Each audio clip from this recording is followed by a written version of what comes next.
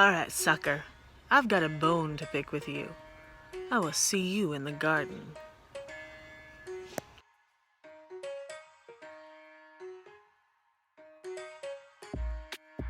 Okay, we're back in the garden, and as you can see, the herd is here hanging out. It's lovely.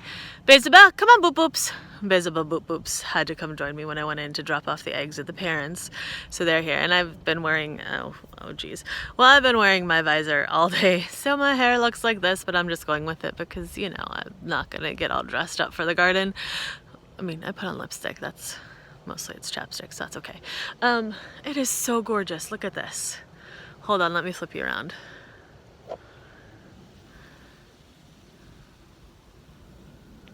Oh, there's Boopaloo. So actually, oops, hi.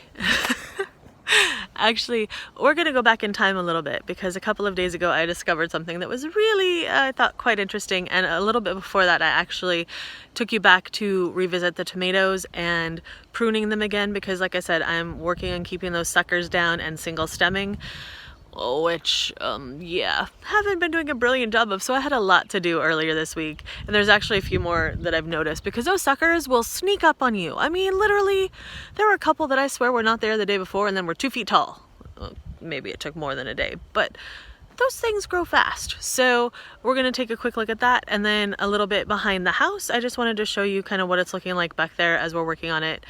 Just a little update on the pumpkins up there, and then I will see you back down here in the garden. Alright, sucker. I've got a bone to pick with you. I will see you in the garden. One of the most heartbreaking things about pruning tomatoes is when you miss a sucker. And tomatoes are sneaky. Those suckers, they sneak up on you sometimes. This one is, actually I've already pulled 2 off this right here, but it has woven back through and I didn't notice it. And there was one I just actually had to trim here. But this one is basically a whole nother tomato plant growing right out of my single stem, my supposed single stem. So the tough thing about that is this is a viable plant. Now I've already put 6 suckers in the ground and I'm rooting them. Just to see what happens, because why not, since I've already messed it up. But this poor little sucker, I'm going to have to take off here. And I did that one. I remembered my rusty clippers, as lame as they may be, but they work. Because I came out and did that to my poor Brad's atomic grape. Was just, he had 2 huge suckers, and I stripped the skin off the stem. And so hopefully this will... The poor thing was just coming back, and now I've murdered it. But it's got a couple. This is a sucker here, too. This is a big sucker. So I'm just going to prune those. And it's just maintenance that comes with tomatoes. They take a lot of it to do them with a single stemming method. But last year when I pruned my tomatoes for the first time, I saw a huge difference in just ease of harvest and ease of... Now see, look. I think this one here... This also looks like a huge sucker. I don't know which one of these is a sucker and which is the actual plant. Oh, there's a sucker. Oh my goodness. So it was just so much easier to pick the tomatoes. It was so much easier to maintain. I mean, I've had tomatoes. That's a sucker. I've had tomatoes, and I should be actually cleaning my pruners between each plant. Oh, no, you don't have any. Just in case there's a disease on one plant, we don't want to spread it to the other. And since I normally use my fingers, that's really not something that I do, even though I should. This crazy thing is starting to put on some fruit, which is brilliant since the whole season has been weird this year. Also, I forget to check on these. I keep forgetting that they're actually growing now. But yeah, this thing needs to come off right here. Oh, do I want to do that? Yes, I do. But I hate to. Alright, sorry babe. Wait, hold on. Now I need to look. Oh, no, because I took off a giant sucker there earlier today.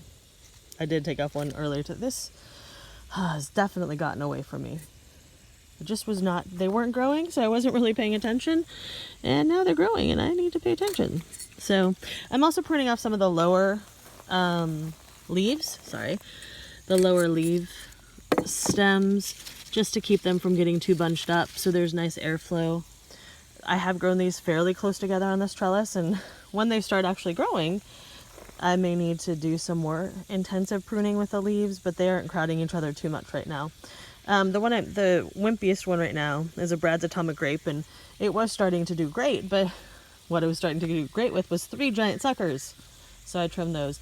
My Wapsacani Peach also right over there, that is the weakest plant, and I need to spray it, I think, again with some copper spray. I've never had any problems with any sort of spots or rusts or anything before, but like I said, I grew all my tomatoes from seed this year inside and didn't get them in the ground at the ideal time, and so they did develop some issues. And then the freeze got them, and so then I took those out and planted some of my backup plants that were in my sick bay, and now we've actually got some growing going on, but they're definitely not where they normally would be. So I just thought I'd give you a quick update, but oh my gosh, don't even get me started on the weeds. I come out here and pull the weeds for the donkeys and they eat them. And this is with weed barrier down. This is one of the problems with weed barrier and chip on top, is it's just a place for things to grow. So I have to figure out what I'm doing with this next year. But I just thought I'd give you a quick update on tomatoes, and if you haven't been out pruning your suckers, because I see, look, there's another one right there I need to pick. Get out and prune your suckers. I'm going to keep doing mine because apparently I've missed quite a few. Yeah, and I'll probably put this in with some other video, so I don't know exactly what this will look like, but oh yeah, it's beautiful outside. You should look at the sky. There you go. That's beauty. What you doing, boo-boops? So like I said, I've been keeping an eye on the tomatoes. They're coming along, given the fact that they were frozen to death and then repaired with tomatoes from the sick bay. Oh, Basil, you have so much fur. And there are some that are definitely doing better than others, but all of them are getting fruit on them at this point. They're not super tall. This one, the Dr. Witchy's, is actually my weakest. And part of it is it was starting to look great, and then I realized I had let this sucker here grow about the same size as this, and it also needed a spray. So I was noticing one of the things that I have dealt with for the first time this year was some spotting. And so hold on a sec, let me grab what I used. Okay, so the first thing that I've noticed, and it's the first time I've dealt with this year, as you can see, I've never dealt with this before on tomatoes, and it happened in the house when they were so close together, and I had to keep them inside about 3 weeks longer than I wanted. And of course I should have kept them another couple weeks given the weather, but this is some black spot, and so this one was still suffering. The rest of them have kind of all bounced back and aren't having issues, but this one's been just kind of peaked. So I got some more, I was out, so I got some liquid copper fungicide, which treats black spot, powdery mildew, leaf and fruit spots, all sorts of things, and it is OMRI listed, so it's good for organic gardening. And I have sprayed this plant now twice this week, and it is picking right back up, but I really should have done that sooner. I just, didn't really catch it for some reason. Oh, look at that sun, it's so gorgeous out. Beautiful. You're like, what? I'm looking at a big bright glowing light. What are you talking about? This plant probably, I don't know, I probably should spray them all just to be safe, because they are close together and they did all have that issue. That's why they were all my sick bay plants, which is why I had some plants that survived when the frost hit. So just a little update on the tomatoes right now. And as you saw earlier this week, I did a bunch of pruning, and I have some more that I can see. These suckers grow so fast. Like right here, see this? This sucker is like already starting to put on some fruit. And it's so devastating to some extent to pull these suckers that have fruit on them, because you think, no, oh see, and here's another big one. This is a sucker right here. And it is coming up. This is the main plant right here. This is the sucker that's coming up, and look how big that was. That literally, I don't know, it might have been there, but I don't think so. And I'm gonna rip this one off, and I should use my clippers. All right, I'm gonna get my clippers so I don't strip the plant because sometimes I do that, and plus I broke a nail, so I can't use my thumbnail as much as I normally do. This is a sucker. Oh my gosh, and I just pulled these. Okay, so I need to get pruners and get some more. Obviously, this is about 3 days ago that I just pulled a ton off these plants, and there are so many more. I know it looks like crazy, like I'm not going to get as much fruit, but as you can see, these are still putting on fruit, and I'm not pulling off the fruit as it comes up. Some of them are, they're doing all right. I'm not sure about how they're pollinating. I do need to come out sometimes and shake them, which I haven't been doing, just to make sure I get better pollination. But these actually look like they're doing pretty well on the plants that are producing. And fortunately, my Brad's atomic grape, which I told you I half murdered, if you saw that last clip, is doing remarkably. And it has some gigantic suckers on it. Look at this one right here. Let's see if I can get that. No, my nail is just not going to do it since I broke it. Oh, well, I guess I'll have to use other tools in my hands, which is probably better for my hands anyway, so they don't turn green. So I'm just going to keep working on this, and let me flip you around real quick. Isabel, you helping? Oh, now you walked away. All right. So the last video clip that I just shot was about pruning my tomatoes at the other end. And I come down here and I'm looking and I notice, well, look, I've got some kohlrabi starting. I don't know when to pick kohlrabi, but these are actually looking pretty good in the hay bales. There are, like I said, some rogue potatoes growing up amongst the sweet potatoes and everything else. And then I'm looking this way and I notice, what? There is a rogue tomato growing up in my hay bales. And these are actually coming from down below where the sweet potatoes are planted. So way down, I don't know where this is actually coming up from, but way the heck down here somewhere. The stem goes all the way back here down. There's about, let's see, there's about 2 feet of soil down there that I put the sweet potatoes in. It's probably compressed a little bit, so it's probably about 1.5 feet. But the tomato is coming up from last year, from all the way through there, and it's growing all the way through about all this jungle over to here, and it's here. And I don't know what kind of tomato this is. I'm guessing it's probably a sun gold. I had last year taken some starts and put them down in this end of the garden after I put some in the hay bales, and I didn't really water them enough, so they didn't do very well. Plus I put them too big and I left some flower buds on them because I was just like, let me see what I can do now that this one that I put in the, not in the hay bale, in the raised bed is doing so well. And that has got to be from that, because they're usually in that corner over there. I've had a volunteer tomato come up for about 5 years. And it's squished. It's covered with cardboard and stuff now. But this is what, I don't know what this is. So I have a tomato here, which, who knows? Gardens are crazy. Isabel, what are you doing over there, you big girl? She's so funny. In any case, there's another little tomato. Ooh, okay, and look over here. Hold on. Tomato. The first tomatoes on these little tiny Tims are growing. Hold on, can you see that? Look at how cute that is. It's a tiny Tim tomato.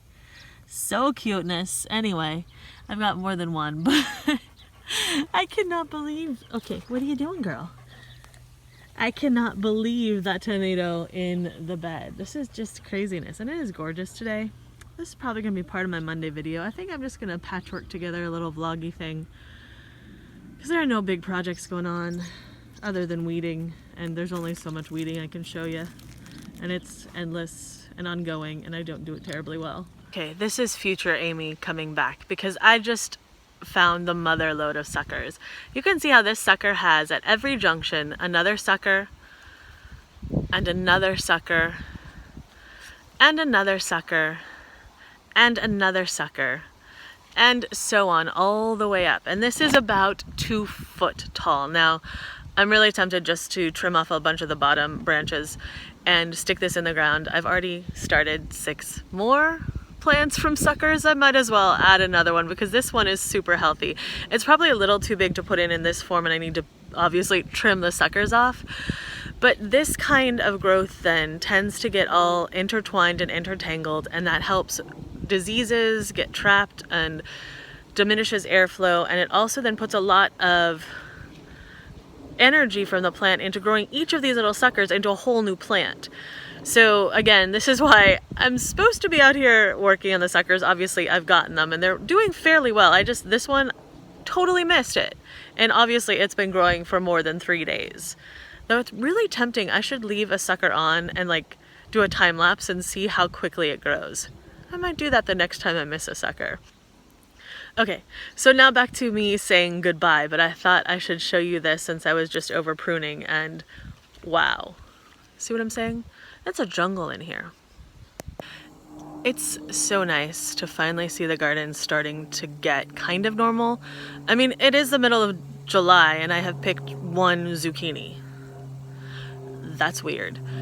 In a normal summer from a couple of plants, I usually will pick 100 zucchini, and by mid-July, some of those zucchini plants are starting to die off. Here, we're just getting started, so I'm hoping that everything will make it through.